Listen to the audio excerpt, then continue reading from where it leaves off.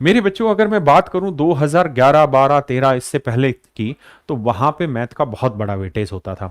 लेकिन अगर हम बात करें मेरे बच्चे आज की, तो आज मेरे बच्चे सारे सब्जेक्टों का इक्वल वेटेज है। मैथ की भी वही वैल्यू है, इंग्लिश की भी वही वैल्यू है, रीजनिंग की भी वही वैल्यू है, जीएस की भी वही वैल्यू है। अगर हम उन बच्चों की बात करें जिनका सिलेक्शन है, तो लगभग उनका स्कोर प्रीलिम्स में 180। तो अगर प्रीलिम्स में आप चाहते हैं कि 180 प्लस स्कोर आपका हो, तो आप सोच के देखिए कि किस जगह आप नंबर छोड़ना चाहेंगे, किस जगह आपको लगता है कि नंबर छोड़ने ठीक होंगे। मेरे प्यारे बच्चों, आप मैथ की पूरा 1 साल दबा के तैयारी करते हैं, देखिए उसके पीछे एक कारण है। आपको मैथ समझ में आता है, मैथ एक ऐसी चीज है जो जल्दी से प्रूफ हो जाती है कि आपको समझ आया कि नहीं आया, आपका इंटरेस्ट होता है। और मेरे बच्चे, कुछ मैथ की हाइप भी होती है।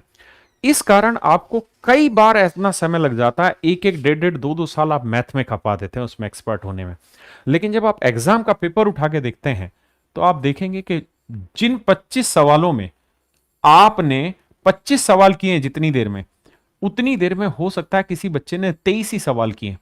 लेकिन आप 25 सवाल करके भी सिलेक्टेड नहीं हो पाए और ये 23 सवाल करके भी सिलेक्शन ले गया। या बहुत बार ऐसे बच्चे हैं जो 20, 21, 22 सवाल करके भी सिलेक्शन ले गए और आप 25 में 25 सवाल करके भी सिलेक्शन नहीं ले पाए। मेरे बच्चे, इस समय जो पेपर का लेवल है वो नहीं है जहां पे हम दिन रात पागल होके आगरा की ट्रेन में बैठे रहें और हम सोचें कि ये ट्रेन एक दिन पटना पहुंच जाएगी, ये ट्रेन एक दिन एक सरकारी नौकरी की मंजिल पे आपको पहुंचा देगी। मैं हमेशा अपने बैचेज में, अपने यूट्यूब वीडियो में हमेशा कहता हूं, मैथ में अब उतनी ताकत नहीं है कि आपका सिलेक्शन दिला सके। मेरे बच्चे, मैं इसका मतलब ये नहीं कह रहा हूं कि मैथ में बिल्कुल ताकत नहीं है। देखिए, आप ये बात तो समझते हैं कि जो आप एक्सट्रीम लेवल की तैयारी कर रहे हैं, उसमें आपके चांसेस इतने ही हैं कि आप 25 में से 25 नंबर ले आएंगे।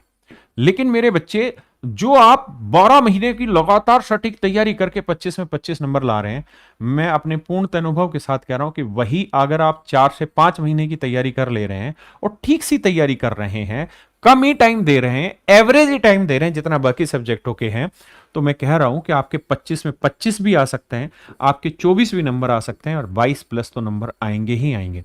तो कई बार हम उस एग्जैक्ट रणनीति को नहीं पकड़ पाते कि इतना मैथ की तरफ झुकाव हमें बर्बादी की ओर ले जा रहा है। मैंने एक बात यहां पे लिखी है कि only on one subject focus will result in failure. केवल एक सब्जेक्ट पे अंधाधुंध फोकस करना आपको जीवन में बर्बाद कर सकता है, फेल कर सकता है। मेरे प्यारे बच्चों, क्या आप इस बात के लिए तैयार हैं कि जीएस में आप 50 में से सिर्फ 20 ही नंबर लाएं? क्या आप इस बात के लिए तैयार हैं? और आप सोचते हैं कि 20 नंबर लाके क्या प्रीलिम्स में आपका सिलेक्शन हो जाएगा, या आप एग्जाम के लेवल के स्टूडेंट बन पाएंगे जिनका सिलेक्शन होना है? मेरे बच्चे, संभव ही नहीं है। आपको हर सब्जेक्ट पे प्रॉपर ध्यान देना पड़ेगा और आपको ये बात माननी पड़ेगी कि आप किसी भी सब्जेक्ट में एक्सपर्ट बनने की गलती मत करिए। मेरे बच्चे, जब जब जिसने परफेक्शन की ओर अपना कदम बढ़ाया है, उसे दुनिया ने पागल कह के पुकारा है। आप उस सब्जेक्ट के परफेक्शन की तरफ मत जाइए। आपका टारगेट मैथ में बहुत बड़ा विद्वान होना नहीं है। आपका यहां पे परफेक्शन का टारगेट सिर्फ और सिर्फ इतना होना चाहिए कि मैं किस परफेक्ट तरीके से अपना सिलेक्शन कर लूं, मैं किस तरीके से वो सारी चीजें करूं जिससे मेरा स्कोर 170 प्लस स्कोर आ जाए। तो मेरे प्यारे बच्चों, आज आपके लिए उतना ही जरूरी इंग्लिश भी है, उतना ही जरूरी मैथ भी है, उतना ही जरूरी रीजनिंग भी है और उतना ही जरूरी जीएस भी।